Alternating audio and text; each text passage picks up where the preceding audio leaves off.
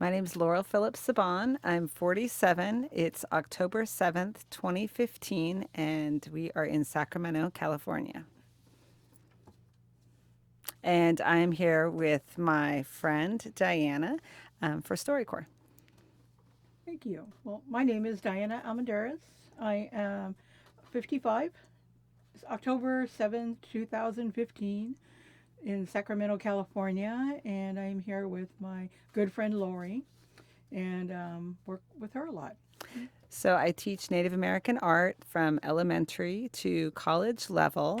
And one of the things that always surprises me is how much students might be aware of kind of the Native American experience.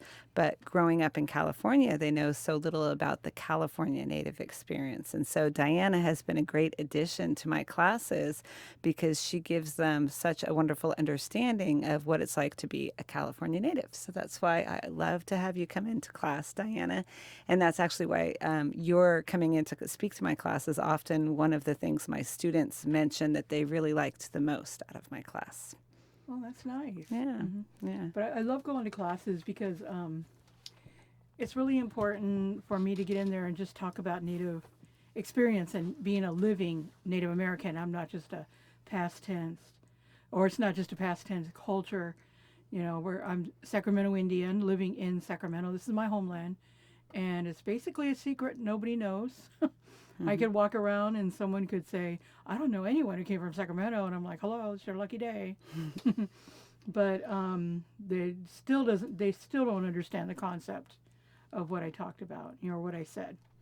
So what I mean by teaching people and kids experience, because it's so important to talk about the experience of being Native American rather than, oh, this is Native American, they made arrowheads and, all this meaningless stuff, I think, that's so derogatory to a race of people, just to say, oh, they had high cheekbones, they, you know, all these things that are, like I said, just so demeaning. My mom was a redhead, so she had a true dimorphism of hair.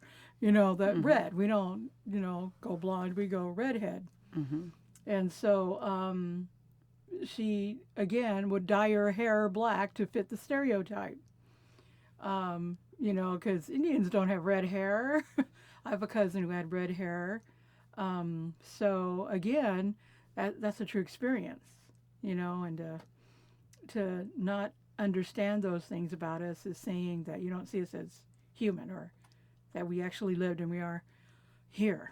Mm-hmm. Those are the real true facts. Um, we don't have high cheekbones. We don't have wide noses. That's not who we were. Especially in California, we really didn't have long hair. We just had shoulder length hair.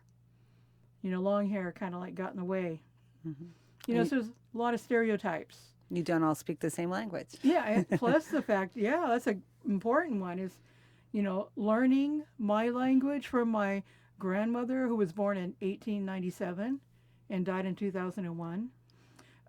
She didn't even know her whole language because she had a Mm-hmm. compilation of languages that she learned, one from her father, who was Maidu, and one from her mother, who was Patwin Wintu. So her language was like a combination that she really didn't know Mm-hmm. exactly what word came from. And whenever she'd tell me a word like, "Oh, that's Oto Yamane," and I go, "Well, what's that mean?" And she'd tell me, Acorn Mountain. Then I go, "Well, what language is it?" And then there goes the disconnect, asking her what language it is. Then I'd realize, oh, okay, who taught you that? And then she'd go, oh, that came from my dad. So then I would, being a person who walks in both worlds, then I, in English, would realize, like, she's talking language. That means that it's a Nisenan language. So I was constantly having to interpret my own world into a language that only fits English. Mm-hmm. Although I was being taught and guided throughout my life by a woman born in 1897 who was born in her languages, constantly trying to understand why no one else speaks it, how come she has no other relatives, and how come it's not, how come she can't find it easy like her parents did. And it's all part of genocide, the gold rush, destroying all her family and making them run to the hills or whatever they had to do to survive. You know, it's a product of survival and a product of genocide of her people. So that was always something that I had to. My whole life was always trying to understand Grandma. You know, I was when I was born, she was like already 65. Mm-hmm. You know, so it was. She's a beautiful person. I got to say that she was not an angry person. She was humorous. She cracked me up half the time. She was a nut, and just loved her. She What was was her name? Bertha. My grandma's name was Bertha Norton. She was married to Albert Norton, a Hoopa man from the coast up by Oregon, Hoopa, California. And again, her middle name was Nye. Well, she took her dad's name, but then Mm-hmm. again, these names that I'm talking about aren't really their names. They had Indian names. These are names that were what they wrote down to be in existence in this world. You know, her name was a name that referred to grass. I can't remember it right now. Um, What did you call her? I call her Grandma. Grandma? Yeah. Yeah, but her real name was a Mm-hmm. name that referred to a kind of grass, like Mm-hmm. Leti or something like that. Mm-hmm. You know, so it never flowed from me because I was born in an English speaking world. Mm-hmm. And I'll refer to it like that. It was an English speaking world. Mm-hmm. And so, you know, her name on the birth certificate was Bertha. And mind you, she didn't have a birth certificate. It was just the name she was called for other people to accept her being a living human being. Her dad's last name, although he went by the name George Nye, his real name was like he was named from his father, Pamlo. But they'd call him George because they call everybody George who was a minority. Good old George. Mm-hmm. Have George do it. And then he took the last name Nye because, well, at the time period that he lived, you know, we're talking Gold Rush period, um, the rancher that he worked with was Michael Nye, who was a German. And I really don't know this for sure, but what I'm assuming is that Michael Nye accepted him and took him in and said he was his son and adopted him so that no one would probably kill him. You know, because there were no laws protecting Native Americans. You could be shot on sight for gold panning. You could. There's just no law against killing a Native American. There were bounties. Yeah, they could have made money on him. And how can Mm-hmm. you make money off of my dad when he was half German? Mm-hmm. You'd have to answer to that question of, did you kill an Indian or did you kill a white person? You know, so Michael Nye adopted him as, Mm-hmm. you know, his son, George Nye. And, you know, so he lived by that name. So Grandma had the name Bertha Nye. Mm-hmm. Um, I'm not sure exactly what my grandpa's name, Norton, how he got that, but it is a English last name. You know, an English trapper that came here. Mm-hmm. And that name kind of stuck in their family. Um, but I'm not sure exactly how he got it, but I know she was with my grandpa to have my generation of kids around us. But it's funny because she would tell me, you know, well, they were never really married. They were married Indian way. Mm-hmm. And I'd always think, what? I don't understand that, but, you know, I don't have to make grandma explain everything to me. The time will come. I will figure this out. And Mm-hmm. basically what it was is they never really got married. It wasn't a thing you did. You didn't go out and have these weddings. And like today, Indians will go out, you know, people are born into the tradition will go out and have these weddings. And they'll go, I'll bring the eagle and the hawk feather and wind around your wrist and tie you together forever. That's all made up. You know, when you got married then, it wasn't about that at all. It was proving that you could take care of the other person.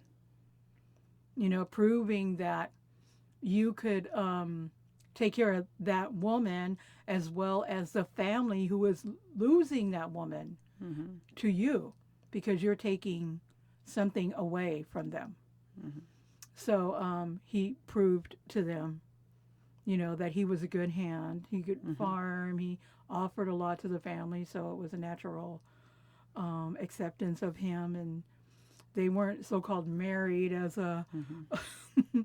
as a law. You go to a church and all that. Mhm. They were just considered married. I Mhm. bet one day somebody just said, "Is that your husband?" And she said, "Yes." Mhm.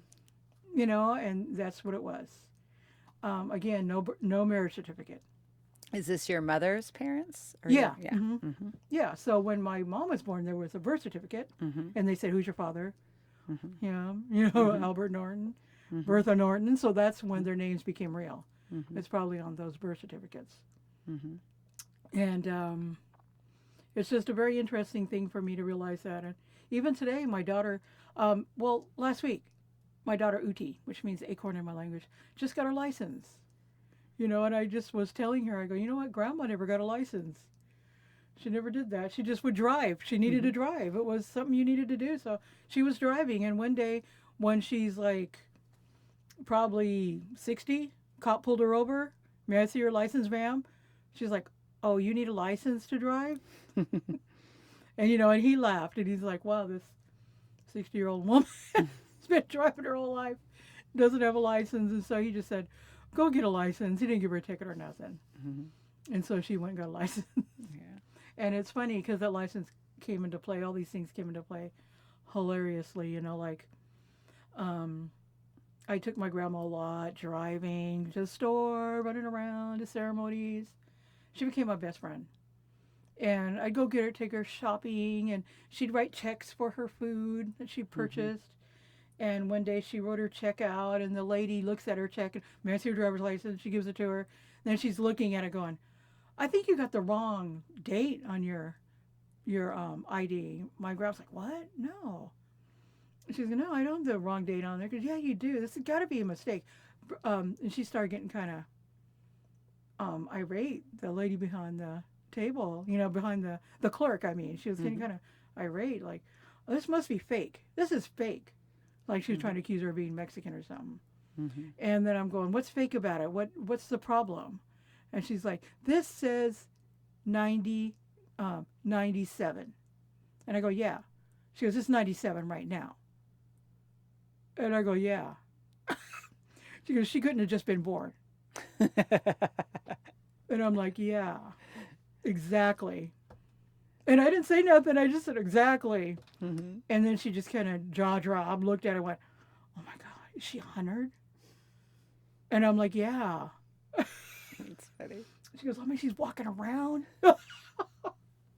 I go, she says it's Indian diet. It's because of Mhm. her Indian diet she had her whole life. Mhm. So she's very strong and healthy, yeah.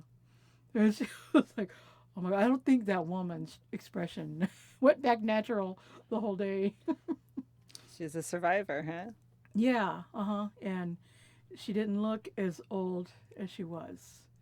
Yeah. And especially with her humor. She was. She was like a comedian. Like school. So you know how you invite me to your class and I go Mhm. talk. I go do lectures at colleges and schools and everything. Grandma did that too.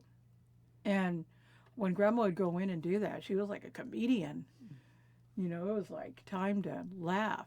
People just couldn't understand, her humor. It was crazy. It was funny. It was really hilarious. I love to watch people look at her and get amazed by that. And the next thing you know, the audience is rolling. But that was a survival technique, I believe, Mhm. because there's some things that she said that she thought were funny, and I'd say, "Oh, Grandma, that's not funny. It wasn't funny." Only because I understand that you need to make sense of it, but it wasn't funny because you didn't. You didn't. Not a lot of people have to live with that memory. Not many people have to live with that. And what it was she went to boarding school, and in her boarding school adventures, because Native Americans weren't taken to regular schools. Even if you lived within a school area, you weren't allowed to go to school with the kids, pioneer kids. They took all the Native Americans and rounded them up, dragged them out of their parents' house, and made them go to boarding schools. Which one was Stewart, L.A. area? Kind of Okay, a euphemism, not really a boarding school where you had a choice of yeah, going. yeah, it wasn't a definitely it's a Mhm. euphemism. Mm-hmm. It was like a camp to teach them how to make beds. As Grandma said, Mm-hmm. I could make a bed to bounce a dime off of, and being a nurse and just things like that, being cleanly. She went to Chimawa. They took her to Oregon. Mm-hmm. And she said when she was at Chimawa, there was all kinds of different Indians, all kinds of different languages. And they wouldn't let them talk one word of their language. She said she met one person there who spoke Nisenan. She was happy, but realized they can't speak it. And and these were run by nuns too. And when the nuns realized that they understood the same language, they separated them, and they wouldn't let them be together anymore. And she said one day they brought in these Washoe girls, sisters that all lived together, and they were in the boarding house, and they didn't even speak English. So they kind of like were in um, this problem area. Like you knew something was going to happen because they didn't speak English. So when they're saying don't speak your language, they're like, I don't even understand what you're saying. Don't speak our language. Mm-hmm. So it was like basically don't talk, just shut up. Very cruel. And she said they would sneak out. They'd be able to sneak away every once in a while. They're sisters, so they get together and talk. In the bathroom, sometimes they get together and talk. The nuns would find them hiding and talking, and they told them, if you do that again, you're in trouble. And so Grandma said one day the nuns caught them together talking, and they took them to the kitchen and heated forks and burned the fork on their tongue. And this is a story my grandma would say at lectures, and then my grandma would say next, I guess that's what they meant by speaking with forked tongue. And I would be like, oh, my grandma, no, no, that's not. Mm-hmm. She has to make sense of it.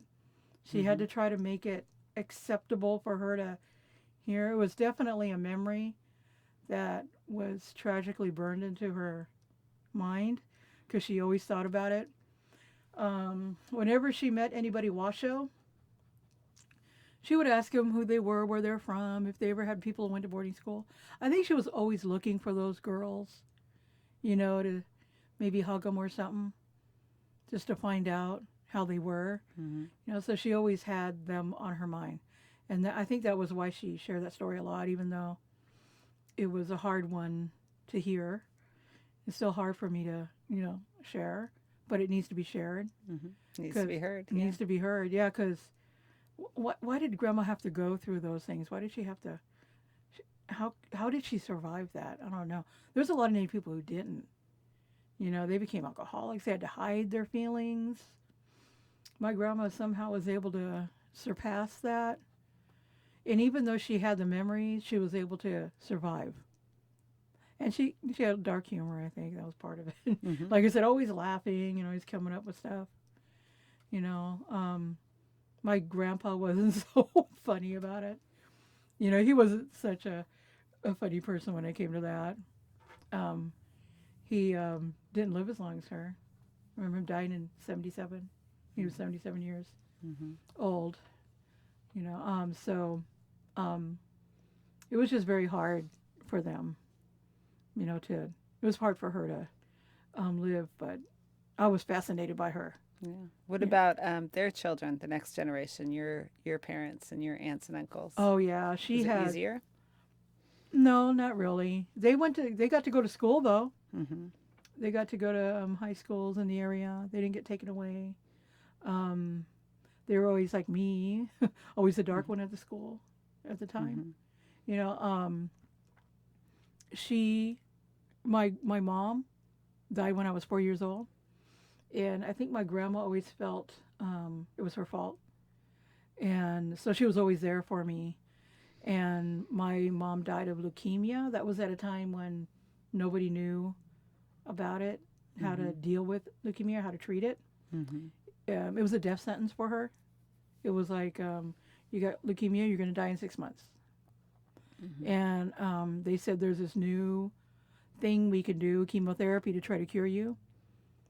And I remember her, I was like 4 years old. I remember a lot as a youth. Mm-hmm. I remember her coming home and being exhausted from this disease, how what it did to her. How she'd just fall into the couch and then I'd be like so happy to see her and go run and jump on her. Then I could feel the pain Mhm. from her body because it was just so tired. Mhm. But every time I'd always be like, "Oh, sorry, mom." Mhm. You know, I was only 4 years old. Like I said, I can't remember. It's hard that I could remember all that stuff, but it must have been very, very drastic for me to remember all that. Mhm. But Grandma would say that she thought the reason why she had leukemia was because of the bad water, Mhm. and she says the farmers are just not taking precautions. They're just letting all this, whatever they're putting on on their crops, is going into the water, and we're drinking it. So she goes and Grandma, plus the fact that you know your mom had cholera, had typhoid fever. I healed her through malaria. I healed her from all those things. And the reason why she said I healed her is because our people weren't allowed in hospitals. So she literally was the one who took her through those sicknesses and healed her. She goes, I think that really made her blood weak. Mhm. That gave her a weak blood to where she ended up with that leukemia. Mhm. And that's what my grandma would say. And she always felt it was her fault. So it's Tough. sad, Yeah. real Yeah. sad. But at the same time, my grandma was real strong, and she was like right there to be my mom. Mhm. But Indian way, um, Maidu way, is like if your parent dies young, your parent will appoint a sister to be your, mother. Mhm. So she appointed my aunt Chris to be my mom. So my aunt Chris was there to be my mom, and my aunt Chris, who became Christine Long, was just a really neat, beautiful woman, and she was there for me all, everything I needed to do. She was there. She made my, I was like a fly girl in high school. Mhm. She made the outfit for me. I did plays. She would make sure she got me to the plays, or if I need to be picked up. I had another aunt that helped me out too. But yeah, culturally, she told me this is what we do. This is what our people do. My aunt again um, worked at McClellan Air Force Base. Worked there her whole life and retired from McClellan Air Force Base. And you know, she fit very well into this world. She was a very beautiful woman, so that was easy for her to make that step. Mhm. She also would say things to me that um, I didn't quite catch. Like she hated crabgrass in her yard when she bought her first house. She's like, I hate crabgrass, and I'm like, how could you hate a grass? I don't get it. Because I'm just going to school and trying to, I'm learning my culture. I'm going to school. I'm going to college. I'm working. I'm just trying to understand the world around me. But I couldn't understand why someone ate crabgrass so much. And she'd be like, yeah, I'm not going to have crabgrass in my yard. I'm going to get some of our stuff. And again, I wasn't sure what she meant by our stuff. She meant her foods. She was going, yeah, Diana, our greens, what we ate. And I was like, oh, okay, what is that? She's talking clover. She goes, we used to eat clover. She goes, I want clover in my yard. I want it like the old way. I want clover. She came home one day with a big leaf maple tree. Look at big leaf maple tree. We used to make baskets out of this. She sets it in the backyard right in the middle.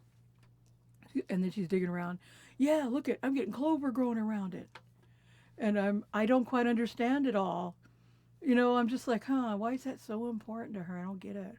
But this is what made me so in love with restoration too. Part of my native experience. Plant Yeah, restoration. plant restoration and my experiences of the world is we are our plants. She was trying to bring her family home. That's what I thought. This is her home. She's bringing her family home around her, which is something she wanted. She wanted to recreate, restore the native habitat around her. And crabgrass was not going to be in it. It just cracked me up. Mhm. So it was constant of her going back there when she had time, because she worked 40 hours a week, Mhm. trying to get that crabgrass out of there and um, um, getting the clover growing thick. She goes, we used to lay down in it, Diana. We used to lay down in it and just lay down and just roll our fingers up in the clover and just eat it like that. Put the Mhm. clover in your mouth and just. She goes, that's what we do. She goes, we just lay down and do that. And I'm like, wow. She has that wonderful memory. They're just laying down in the clover and eating it, and everything's safe and everything's beautiful. I could imagine her laying there eating it, looking up at the sky and the clouds and the mountains that might be close. Yeah, just these memories in her. And, then I started getting really involved in culture, going to ceremonies. My grandma would take me, and by this time I had a little daughter. I named her Christine after Chris. She's still really important in my life today. We went on a big thing this last weekend at a ceremony. She's learning everything I knew too. I'm teaching her how to be a cultural practitioner as well. And she, we would live there, and my aunt would be like, "Oh, I'll watch her." She never could have kids, and she'd tell me, "Diana, I think the reason why I can't have kids, because when I was in high school, going to high school, they used to take all of us Indian kids into the room and give us pills." She goes, "I think they made us sterile." She goes, "So I don't have kids. I won't have kids. I can't. I've tried." And that's all she'd say. And then she goes, "So you guys go do what you're gonna do. I'll keep Chrissy. I'll take care of Chrissy." She just loved Chrissy, her namesake. Yeah, And that's nice. yeah, and so then I would be going with my grandma. I would be wondering. Well, sometimes I ran around crazy because American, growing up in Yeah. America, but I would just get my grandma, and we'd go to a ceremony or go to an elder's house, and she would teach me and introduce me to people that she thought could teach me important things. One thing she'd do is go like, "You know what, Diana?" She goes, "You're kind of a rough kid. You're always playing and running and falling. She goes, "You need your medicine." You know. She'd take me to this valley, this field that had a plant growing in it. She goes, "Whenever you get cut, you put this plant on it, and it'll stop it. That's your medicine. Because you need it because you're just a rough kid." Well, I have that plant growing in a pot at my house, and I use it all the time. What plant is that? That's milkweed. I'm using it. Mhm. Yeah. And so it's an important plant. And then she would be like, "You know what? I didn't get this to you soon enough, but this is our, we used to have a medicine, a tea that we drink. When a woman became of age, a girl became a woman, she started drinking this tea." She goes, "And when she got connected with someone, when she became a partner," she goes, "then you stop drinking it. And then you could have your family." And I was going, "Well, what did it do, Grandma?" She goes, "It took care of your woman parts." She goes, "And then after you have your kid, you drink it again." And I was like, wow, that's pretty cool. She goes, "So you need to know that one too." That one's a little harder to find. I can't find that plant that much anymore. So my grandma was working for a doctor in Marysville. And with her skills of being Chihuahua and making and cleaning beds and all that, he hired her as a nurse. But whenever he wanted a cure, he asked her. He asked her. So that's where you learned about plants. He made that knowledge relevant to her, letting her know that's relevant information. But I don't think he ever gave her credit. And he just started making medicine, and next thing you know, he's out of town. But she loved all her time working with the doctor. She'd always talk about that. I don't remember the doctor's name. That was before me. That was when my sister spent all her time with her. Running around Marysville. My sister was born 10 years before me. Her name's Rhea. She's a veteran, 37 years in the Air Force. So she's just now come back to California, and we're just now getting to know each other. So it's very, very interesting. It's like I'm learning a different grandma from her. She had her at a different time. And I'm another cousin that had my grandma at a different time. So right now we're just kind of comparing things like, wow, she's telling you something different. She didn't know what she knew then what the plant was. She may have knew that she used a plant, but she didn't know what the plant was until she met me because I was more of the naturalist, and and then the other one wants to know about language. You know what I mean? So it was all these different lines of education that she went through with all of us. You know, and also different periods in her life where things were harder. I think when my sister spent time with her, it might have been a harder life for my grandma at that time. Hmm. Grandma might have been a little bit more suffering, and by the time she got to me, um, it was more of a awareness of who I really am and what I know, and I can share it now. Well, you have all those different lines of education too, and then you take it off in a lot of different directions now too, right? Mm-hmm. Yeah. Mm-hmm. Yeah. It's very well, and my different lines are because I'm from different types of Indian blood. Is that what you're Hmm. referring to? Or all of Mm-hmm. it, just the Yeah. fact that you work with language, but you also work with a lot of plants, you work with adults, you work with elders, you work with children. So you're kind of weaving together all these different elements too, in a way. Yeah. It keeps me busy. Hmm. Yeah, because I definitely can. I can teach to a Hmm. wide variety of people. Hmm. Yeah, and and it's very interesting to be able to have that ability. I'm not afraid of. I'm not afraid. I remember the first time I did a lecture, like butterflies. Hmm. I'm not afraid of that anymore. I could just get out there and talk just like I am right now. Hmm. Just be able to speak. I'm always looking for different things, connections. It's very interesting, how to communicate. And like I said, I met these elders this last weekend that I had a connection with that, I'm into the plant Thule and I make boats and I've always made huts. They call me the Thule lady because of it. And, and I met a lady elder who knew a little bit more and shared that with me. So I feel blessed Hmm. that Thule brought me to her. Because if I didn't know how to use Thule and teach, I would never have met her. Hmm. But because of that connection with the plant, Hmm. it brought me to her. And Hmm. so I was able to learn a lot more about it. So I definitely refer to Thule as my teacher too. How did you get how did you begin with Thule like that? You said your grandmother introduced you to a Yeah. lot of different plants, but how did Thule Thule, become?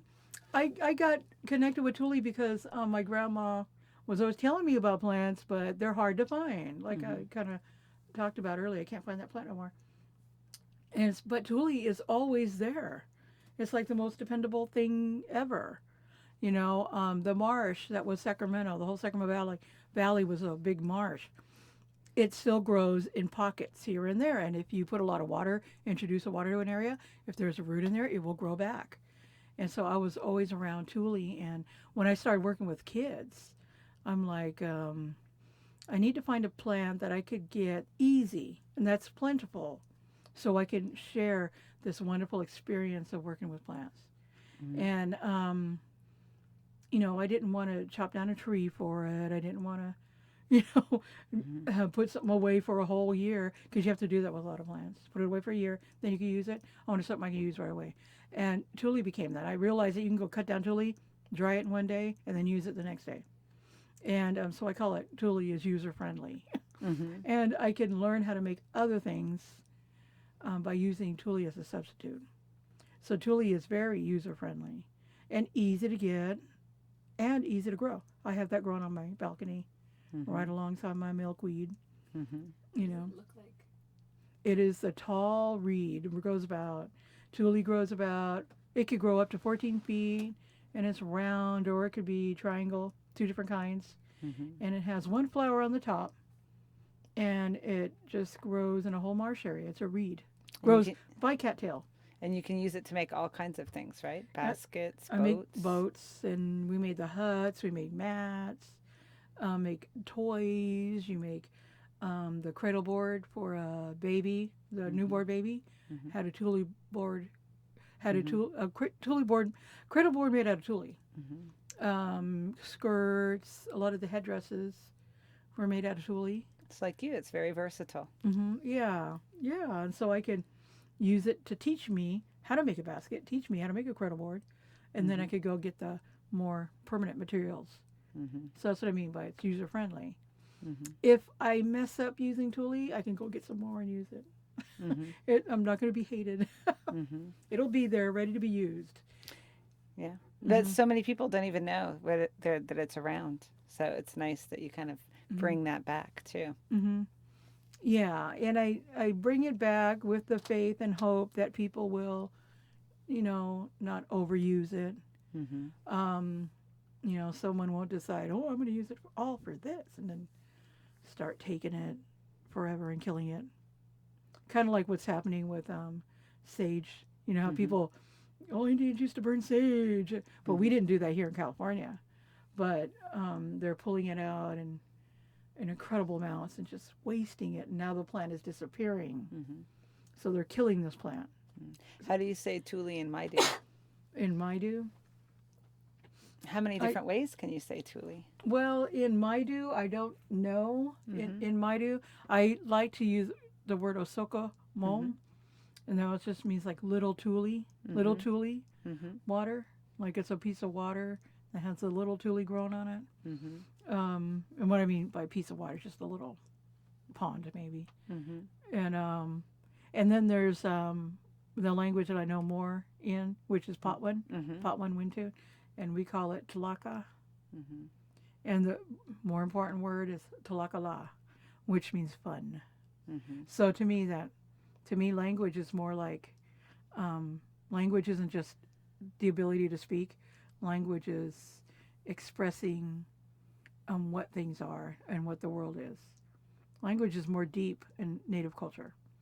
It means much more than just communication. It is communicating, but it is also expressing heritage, need, necessity, and the livelihood of something. So when you learn a word in our language, you're learning what it is and what it means and why it's there. Much more to the language than just words. Mm-hmm. It's a lot deeper of philosophy when it comes to learning a language. And a lot of Indians don't understand that. And the reason why is because you have to be connected to nature to know that too. Mm-hmm. If you're in a classroom learning a language, what does a native language mean? If someone's going to say, how do you say chalkboard? There are no chalkboards. Mm-hmm. We can't describe that. How do you say classroom? Mm-hmm. You can't describe that in a native language. Mm-hmm. To me, it makes my mind cramp. Mm-hmm. How do you say chalkboard in Patwan? Mm-hmm. It puts a little cramp in my mind. Like, what? Mm-hmm. No, you need to go outside and learn language. See it around you. The world makes sense, when you go outside and you learn language. This whole cement world, is totally different from a world of native language. And I'm sure when you go native languages all over the world, that's what you'd find.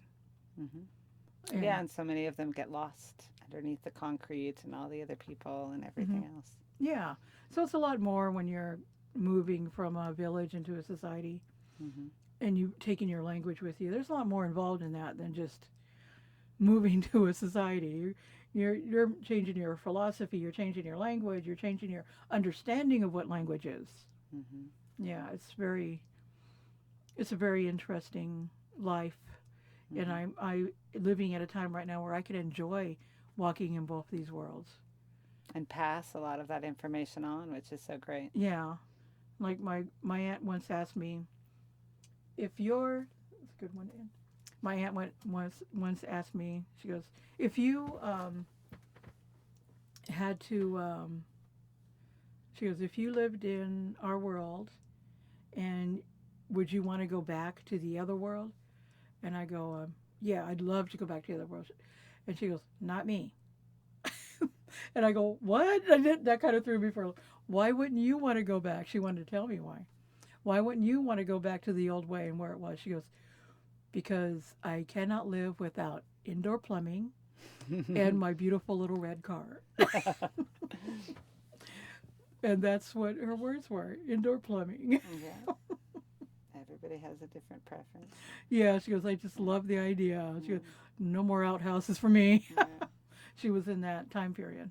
Well, thank you so much. Mm. How do you say goodbye in Patwin Oh my language? gosh, you don't know. There's no words to say goodbye Oh, really? in native languages. You never say goodbye, Ah, not even to the dead. But what I like to say is Bopanan, which means take care. okay. So Bopanan.